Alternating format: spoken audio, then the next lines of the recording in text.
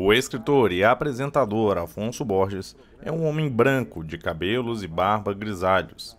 Ele usa uma boina branca com óculos de hastes pretas e veste um casaco azul escuro sobre uma blusa branca. Afonso está sentado em frente a uma estante de O próprio livros. livro. Boa noite, Sérgio Abrantes. Boa noite, Afonso Borges. Tudo bem? Olha, 6 horas é pouco, hein, Afonso? Eu sou muito falador. Vamos Itamar dobrar esse Vieira tempo. Júnior, muitíssimo obrigado pela sua presença aqui conosco, conversando sobre romance, sobre literatura, e, em especial, dividindo comigo aqui essa conversa com o Sérgio no lançamento do seu mais novo romance, sempre bom dizer, editado pela Record, e logo vamos colocar a capa do livro no ar. Afonso segura o livro nas mãos. A capa é predominantemente amarela, com uma asa de borboleta em tons de preto e verde estampada na lateral. Aí, muito boa noite, Itamar. Muito obrigado por estar conosco. Boa Boa noite, noite, Itamar. boa noite, Afonso. Boa noite, Sérgio. Eu que agradeço esse convite mais que especial para estar aqui falando sobre este livro com vocês. Tá bom. Ó, gente, antes de começar, eu queria dizer, o Fernando Sabino gostava de dizer que o bom é quando a obra da pessoa para em pé. Portanto, a obra do Sérgio já para em pé. Afonso segura nas mãos diversos livros escritos por Sérgio Abranches. Medo, os de ensaios, Era do Imprevisto, Que Mistério Tem Clarice, Democracia em Risco, ele participou, e o Copenhague, que é o primeiro, né, Sérgio? Que é o primeiro dessa série. Dessa série aí, é. Importante também mostrar a obra do Sérgio. Bem, gente, vamos começar.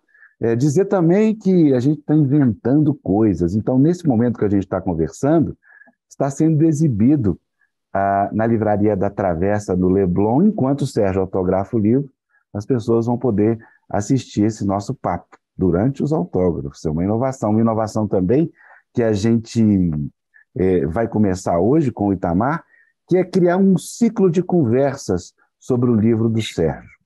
O livro do Sérgio é tão abrangente e trata de tantos assuntos que podem ser distribuídos em temas que vamos convidar aí em futuros eventos a Bruna Lombardi, a Maria Homem, o Pedro Doria, Heloísa Starling e mais alguma pessoa para falar sobre a adolescência, sobre esses temas que estão dentro do livro. Então, Sérgio, a palavra é sua. Uma pergunta idiota de todo jornalista. Por que o intérprete de borboletas, Sérgio? Quem é o intérprete de borboletas? O convidado, Sérgio Abranches, é sociólogo, cientista político e escritor. Ele é um homem branco, de cabelos grisalhos e veste uma camisa preta com óculos de hastes pretas. Tem um personagem no livro que aparece de vez em quando, que é uma espécie assim de fonte de sabedoria, onde os outros personagens perdidos nesse emaranhado de ódios e paixões extremadas se consultam e tentam decifrar essa figura. É um personagem meio síntese de pessoas que eu admiro muito. É um mosaico. Tem ali um pedaço do Maurício Rosenkopf, que foi preso junto com o Zé Mujica, e escreveu alguns livros lindos depois que saiu da prisão. O próprio Zé Mujica, personagens de Hermann Hesse que também me inspiraram. Tá? Então tem ali um mosaico de influências que me ajudaram a compor esse personagem. Agora, o título mesmo não é meu. O título é do Zé Eduardo Agualusa, que me ajudou. Eu estava com o romance pronto, já com um título.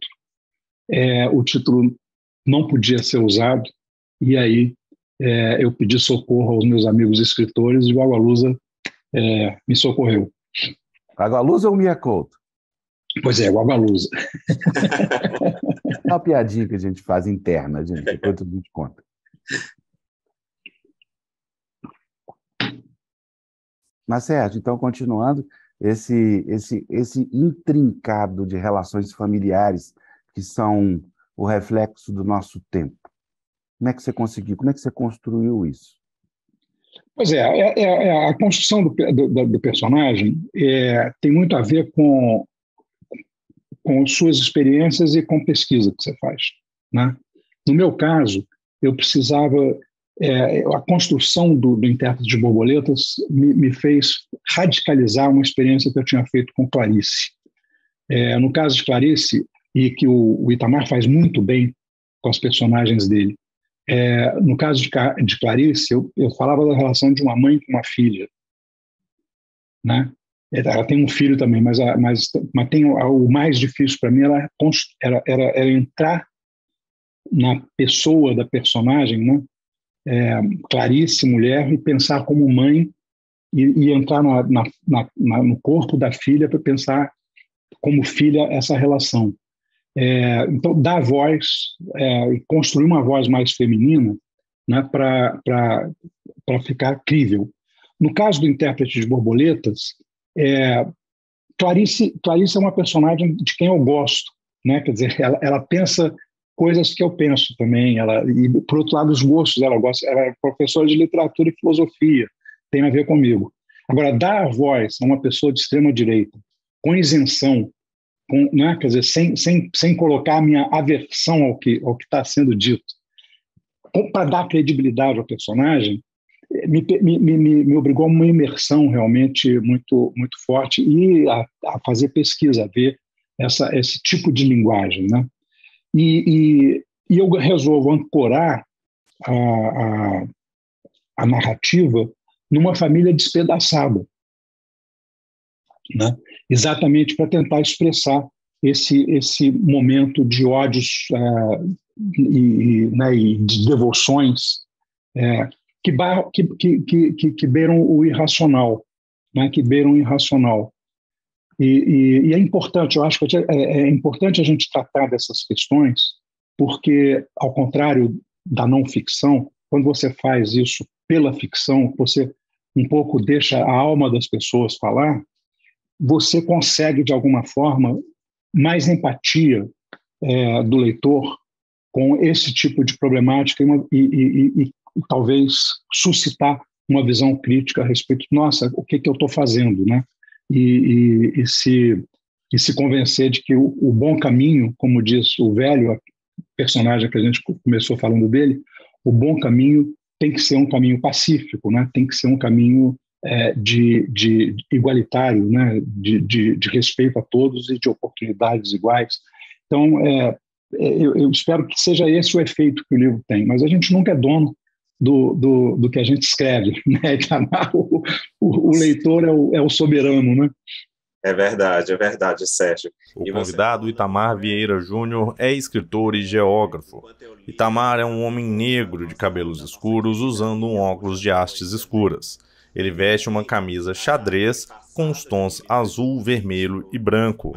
Ele está sentado em frente a prateleiras com diversos livros. Sabedoria, né, também, que parece convidar os demais personagens para um caminho do meio, como a própria monja prega, e isso é muito interessante. Eu queria aproveitar, Afonso e Sérgio, para falar uma coisa que eu acho que é bastante instigante no livro e que me chamou a atenção, né, porque é um livro, é um romance que fala exatamente deste momento, do presente. Talvez eu, como autor, sinta um pouco de dificuldade de falar do hoje.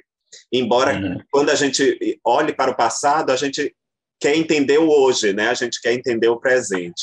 E o Sérgio faz isso de uma maneira brilhante. Ele nos coloca num turbilhão de emoções, que é o que a gente tem vivido no nosso cotidiano desde sempre, né? Foi inevitável, Sérgio, não lembrar, por exemplo, dos meus amigos, antigos amigos, com quem eu compartilhava aventuras, vida, e que, por algum motivo, tínhamos pensamentos políticos divergentes, né? E faz um pouco mais de 4 anos, tudo isso parece que desmoronou, essa possível convivência com ideologias e pensamentos diferentes ganharam uma outra dimensão. E eu queria saber como é que o Sérgio, ensaísta, cientista político, consegue levar para a literatura temas tão urgentes e tão atuais. Essa é uma questão importante, Tamar, porque como sociólogo, o que eu tenho percebido é que a gente está numa metamorfose global. E a gente sabe que numa metamorfose, aquilo que a gente é hoje não vai ser depois. O problema todo é que a metamorfose das borboletas, por exemplo, a gente sabe que vai resultar numa borboleta. A metamorfose de uma sociedade ela é construída pelas escolhas que a gente faz dentro do casulo, no escuro, né? E isso aí, esse escuro do casulo, essa incerteza absoluta a respeito do futuro, o futuro é muito mais incerto para nós hoje do que o futuro foi incerto para outras pessoas. Tem sempre incerteza a respeito do futuro, mas hoje nós sabemos que não dá para projetar o mundo que nós vivemos para o futuro, porque não será assim, definitivamente. E aí isso provoca sentimentos muito primitivos.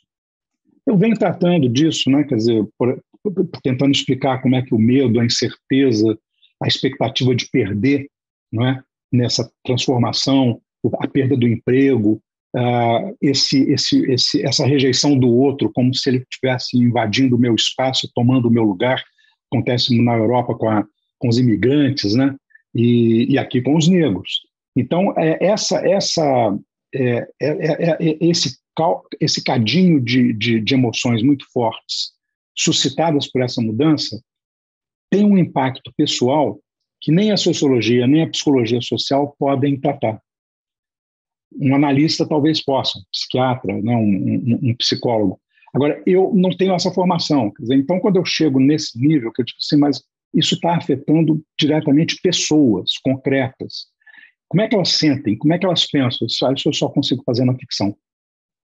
E aí essa certeza de que tinha uma parte dessa problemática que eu não estava conseguindo alcançar, eu escrevi o livro na pandemia, atravessou os projetos que eu tinha. Eu estava escrevendo um ensaio e estava escrevendo um outro romance, completamente diferente. De repente, você que é autor sabe como é que é isso, né? As personagens começam a te sacudir e dizer assim, mas é eu que você tem, é de mim que você tem que falar. Não é? Quer dizer, sou eu que estou aqui. Então eu vi aquela adolescente cancelada, deprimida, dizendo, poxa, me dá a voz aí, fala comigo. Então, foi isso, foi uma necessidade mesmo de colocar isso na alma das pessoas, para mostrar que tem efeitos concretos, né? Quer dizer, mesmo o ódio digital te produz efeitos físicos, reais. Então, foi essa. E, por outro lado, eu queria também mostrar essa disjuntiva, quer dizer, essa invisibilidade para o mundo branco das tragédias do mundo negro, né? E por isso eu ponho um personagem que diz assim, cara, eles estão angustiados com isso aí é a minha vida tem muito mais violência, muito mais perigo do que isso que eles estão passando e tal. Por causa disso, né? Porque também a gente não... eu tenho a impressão que nesse momento tão complexo que a gente vive, a gente fica muito individualista. Assim, cara, eu estou sofrendo demais, eu estou muito ameaçado, né? E aí eu não penso no outro. E aí fica mais fácil negar o outro, porque eu tô me defendendo, é como se eu estivesse me defendendo, né? É basicamente isso. E, Sérgio, eu acho... Desculpe, Afonso, só mais uma questão que eu achei bem interessante. Isso é uma coisa que está muito forte no seu romance. Esse despertar, parece, que estamos vivendo, de que os nossos problemas estruturais no Brasil não é algo que atinge apenas indígenas, pessoas negras, né? São problemas que, embora eles sejam as vítimas, afetam a toda a sociedade. Isso. E parece que seus personagens ganham essa consciência. Não que no passado não existisse, mas era um grupo muito restrito, muito, muito pequeno. E a gente sabe que hoje esse é um debate que está posto na nossa sociedade, né?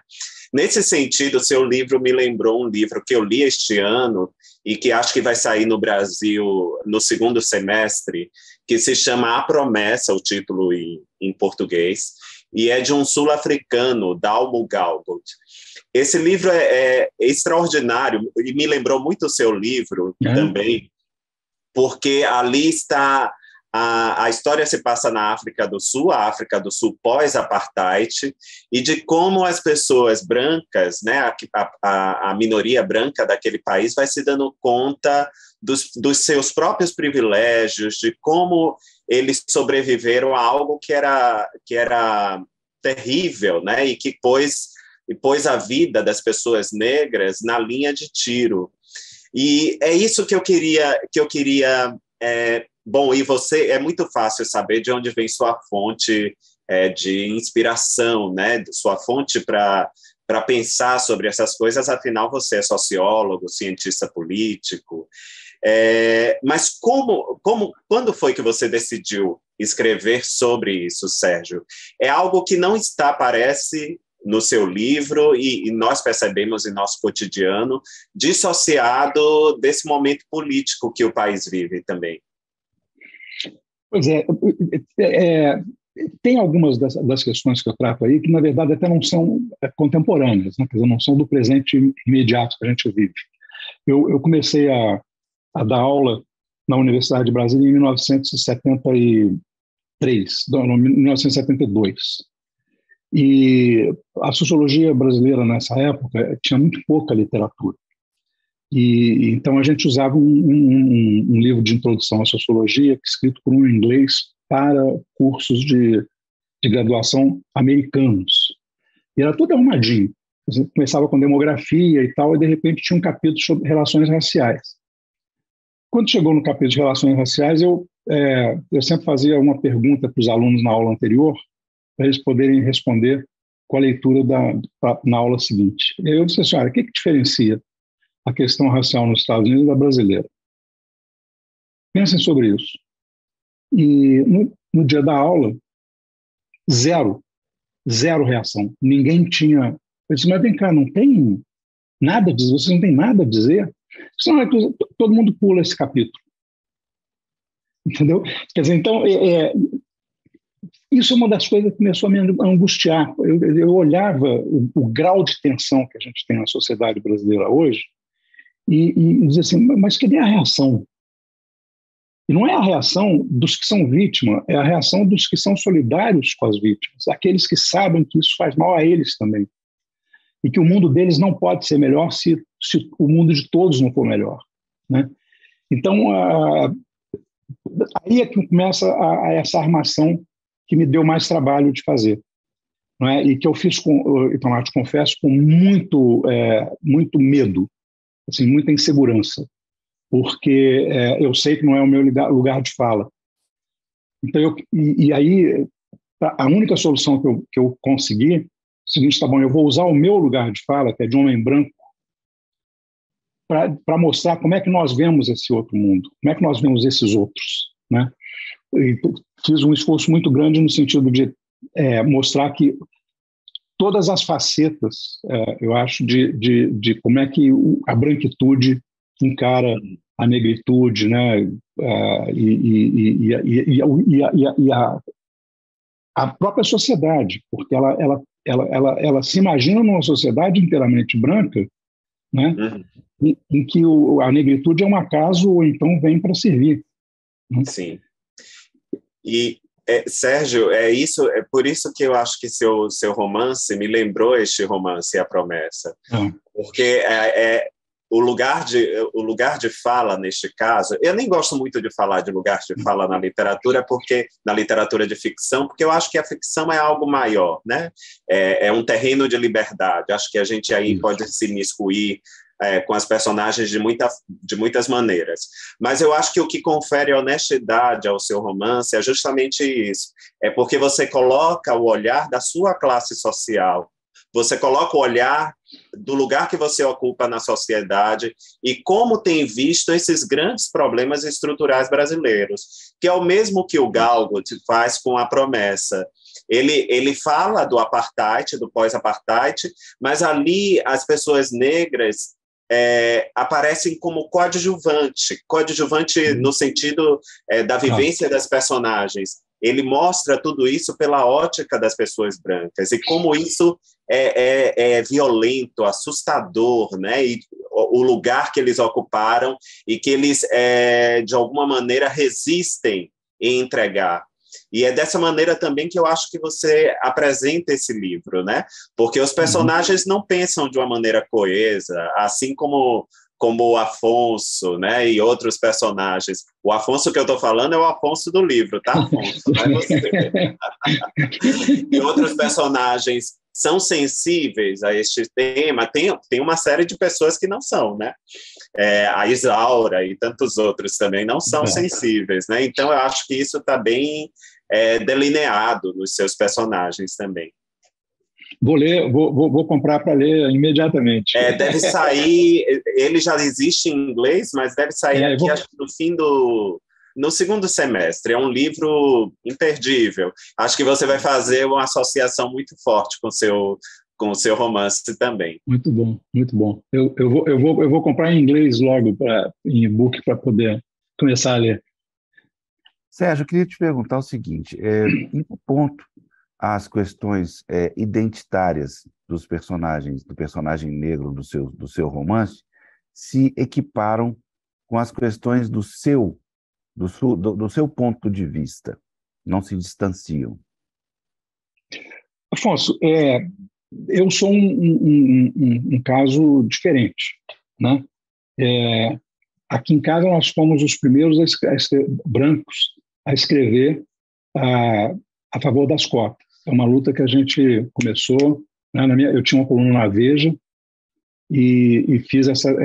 Então eu costumo dizer o seguinte: eu sou filho da Casa Grande. Não que a minha família tenha tido fazendas enormes, mas acontece o seguinte aqui. Aliás, eu escrevi um ensaio sobre isso agora, né? A terceira margem do Ipiranga, que a Casa Grande é uma mentalidade, é um quadro de referências. Ela não é só a Casa Grande e Senzala, físicos da fazenda escravocrata. Não, ela é uma mentalidade patriarcal e racista. Quer dizer, você, né, é um enquadramento mesmo que, aliás, é uma das razões pelas quais o racismo é estrutural. Então, eu costumo dizer o seguinte, e, aliás, uma vez teve até um caso engraçado numa palestra. Eu estava começando a namorar a Miriam, e fui fazer uma palestra no Mackenzie, em São Paulo, e a Miriam chegou mais tarde, que eu já estava falando, porque ela tinha gravação na Globo. E aí, quando ela entrou, eu estava dizendo o seguinte: meu nome é Sérgio Abranches, eu sou machista e racista, e hoje eu não discriminei ninguém. Porque eu estava contando isso. Ela voltou e foi embora.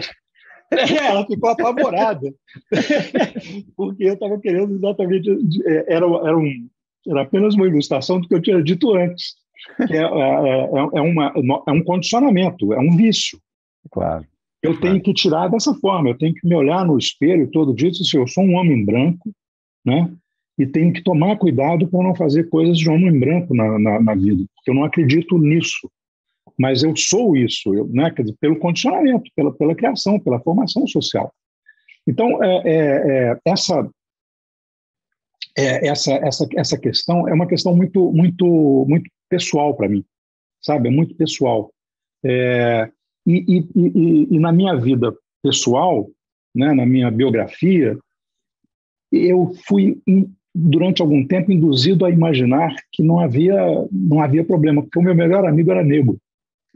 Ao longo da minha infância e da minha adolescência, né, o Zé Luiz ele era negro, mas ele era um negro daquele tipo já filho da mobilidade social muito específica, que era via concurso público ou para o serviço público ou para certas áreas dos militares, em que você podia fazer com o concurso, podia chegar à classe média. Ele morava no mesmo lugar que eu morava e era como eu. Eu não sentia nenhuma diferença entre nós, entendeu? Quando eu me dei conta de que não era assim no resto das pessoas, com o resto das pessoas, e o meu grupo de amigos tratava ele da mesma maneira que nós nos tratávamos brancos. Mas aí, de repente, eu entro na universidade e aí eu tenho consciência de que eu tinha vivido numa bolha onde tinha um negro que não era discriminado por nós, mas provavelmente era discriminado o dia inteiro fora do círculo de amizade, né? Então, quando essas coisas se exacerbaram, né, Afonso, no Brasil de hoje, a partir de 2018, o racismo se tornou uma coisa desavergonhada, porque o presidente é racista, né? Então, não era impossível não tratar de alguma forma. Eu acho que esse livro ficaria, para usar uma expressão que o Itamar usou, esse livro ficaria insincero, ele ficaria falso se não tivesse essa questão nele, né? Porque é uma questão essencial, né? E é uma questão existencial para o Brasil. E uma coisa que você, acho que isso que transfere a honestidade à história, Sérgio, é mostrar também esse despertar das pessoas que vivem em bolhas, né? E que, de repente, não estão mais numa bolha. Elas descobrem que não estão mais nessa bolha e que essa questão, esse problema, essa desigualdade estrutural, racial, por mais que atinjam diretamente as vítimas, as pessoas negras, elas também não estão imunes a isso, né? Porque, em algum momento, toda essa desigualdade vai reverberar na sua vida, no seu cotidiano, né?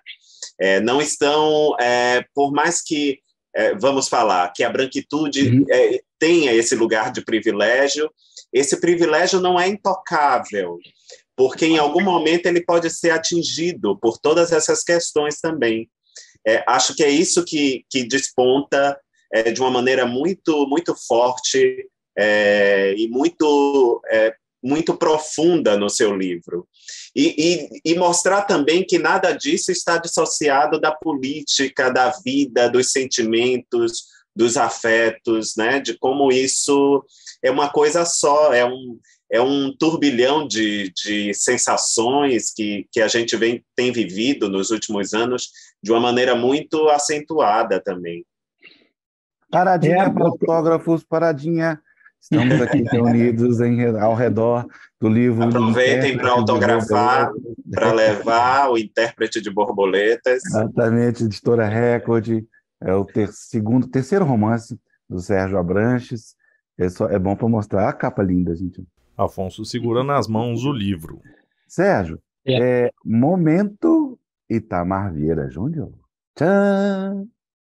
Com a palavra, Sérgio Abranches. Pois eu queria mesmo falar do Torturado. É uma leitura que me impactou assim, de forma imediata, né? Eu leio muito e eu procuro ler uma parte do tempo, dedicar meu tempo de leitura para as coisas novas que saem. Eu estou aqui com uma opção de livros novos, lendo de autores já reconhecidos e de autores novos também. Aliás, Itamar, você recomendou outro dia esse romance do Tito Lemos, do Tito Leite, o Dilúvio das Almas. Muito interessante, Dilúvio das Almas. Muito interessante, surpreendente, eu achei muito surpreendente. E o Torturado tem uma estrutura narrativa tão exemplar, que é raro. Ela tem muitos valores envolvidos na narrativa do Itamar, porque não só é um livro que tem uma integridade narrativa especial, né, como tem personagens muito, muito bem construídas e muito instigantes. Eu particularmente sou apaixonado pela personagem que não fala e que tem muita voz, né? Eu acho que essa transposição do não falar para ter muita voz, ela diz muita coisa de muita coisa, né? Ela, na verdade, é uma espécie assim, de metáfora viva, não é? Para todas as pessoas que são caladas e que querem ter voz e não podem ter, e aí, de repente, o Itamar dá voz a essas personagens, né? E eu acho que é exatamente por isso que o livro é tão encantador, porque ele constrói personagens muito fascinantes, não é? Num mundo muito árido, num mundo muito difícil, né? Que é o mundo do trabalho análogo à escravidão, né? E aí, Itamar, eu só discordo de você numa coisa: não é passado, né?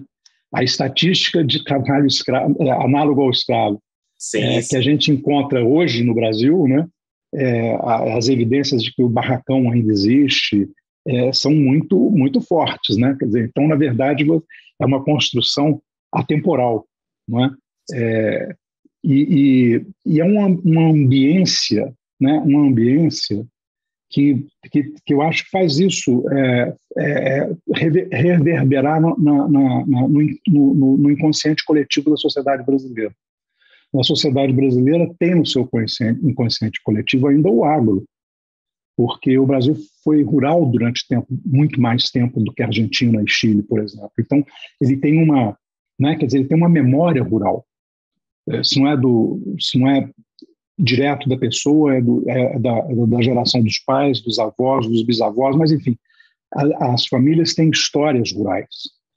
A maior parte das famílias brasileiras ainda tem, né? Por favor, continue, Sérgio. Depois eu vou falar também. Eu também estou falar.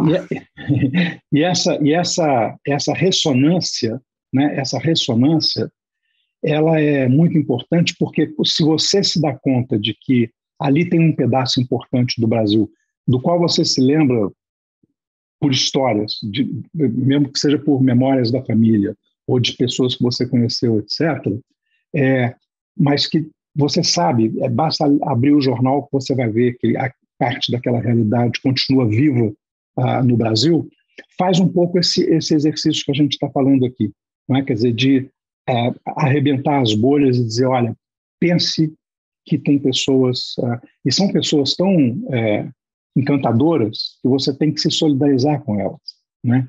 É uma espécie de chamada à empatia. E só mais uma frase, Tamar.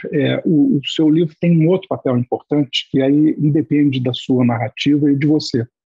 Mas ele, por causa dos seus encantos, ele é um livro que virou best-seller. Isso é de enorme importância para a literatura brasileira, né? Você está mostrando que um escritor brasileiro pode chegar à lista de mais vendidos com qualidade. Com qualidade. E se você pegar a lista e espremer, os best-sellers que estão ali não têm qualidade. Eles são livros de molde, né? Feitos para vender. Não são livros sinceros, não são narrativas honestas, né? São artificiais, são produzidas, né? E tem alguns que não, mas a maioria do que está na lista. E isso é fundamental, ou seja, desmistifica completamente a ideia de que a gente precisa de fazer concessão na nossa literatura para poder ter sucesso literário.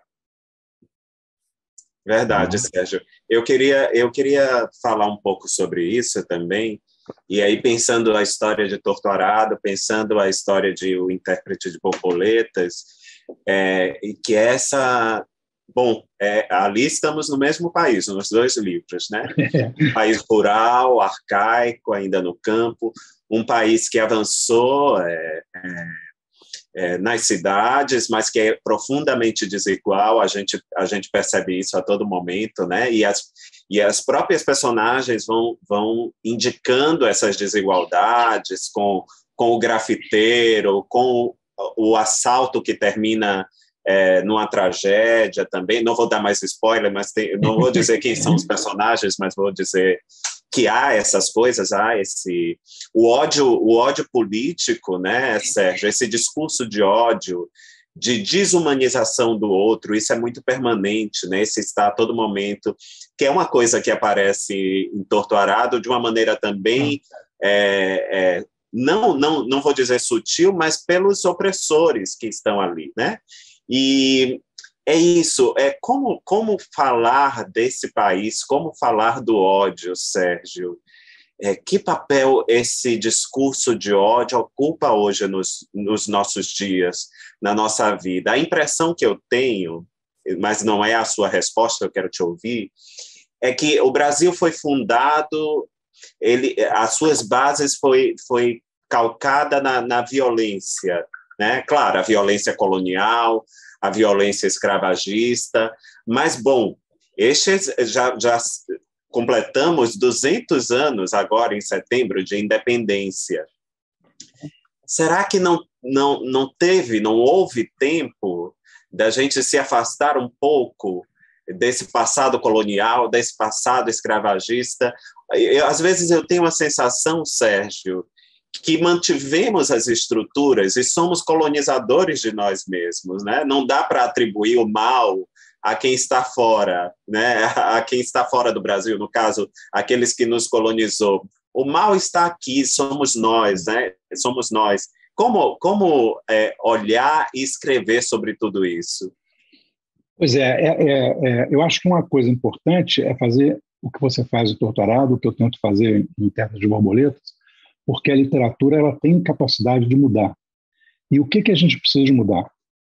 Claro que a gente precisa de fazer uma mudança política, uma mudança social, é um processo coletivo. Mas acontece o seguinte, que isso que você acaba de dizer se concretiza nessa cristalização na cultura brasileira, tanto do patriarcalismo quanto do racismo, da escravatura /racismo. Eu acabei de escrever um ensaiozinho mostrando uma parte disso, que é o seguinte: você não precisa de ensinar essas coisas. Elas não precisam de ser explicitadas. Você não precisa de fazer a alfabetização do racismo e do machismo, da dominância masculina. Não. Basta deixar que as pessoas observem a sua escola toda branca, a cabeceira ocupada pelo homem na família, né, nos jantares, nos almoços da família, né, a dona de casa que fica cuidando dos filhos e o homem que vai trabalhar, né, e as concessões que a mulher tem que fazer quando vai trabalhar, as dificuldades que ela sofre. É só a gente observar. O Brasil funciona assim. E aí é muito fácil você normalizar. Tá bom, é assim, a vida sempre foi assim. Não. A vida sempre foi assim porque nós fizemos ela assim. Mas não precisa de ser assim, e não deve ser assim, né? Eu acho que, por isso é que eu fico transitando do ensaio para a ficção, né? Todos os meus 3 livros de ficção têm uma coisa em comum, que é tratar dessa ideia da travessia. Nós estamos num momento de escolhas muito críticas, que vão construir o nosso futuro. Realmente a gente quer que nessa metamorfose a gente produza um resultado tipo Kafka, uma monstruosidade ao final do túnel, ou a gente quer uma borboleta ao final do túnel, né? É barata ou borboleta? O que nós queremos? Eu acho que a gente tem que fazer isso, sabe? Começar a mostrar que a nossa cultura não é boa em vários aspectos. Ela é rica, mas ela não é boa, toda ela, né? E quem são os nossos melhores valores culturais? São aqueles que não aceitaram essa realidade de coisas. Não são os que reforçaram essa realidade de coisas. Os que reforçaram essa realidade de coisas estão esquecidos. A gente só lembra daqueles que chamam a atenção para o fato de que essa sociedade não é uma sociedade boa, bem construída, né? E isso nos afeta diretamente, a todos, não é? E eu fico tentando fazer essa questão da desigualdade e tal, sem ficar fazendo preleções, exatamente para, né, como se fossem coisas assim de fato. Tem um diálogo que é uma moça que, né, é uma herdeira rica e que resolve, não quer aquilo, ela quer viver de arte, ela não quer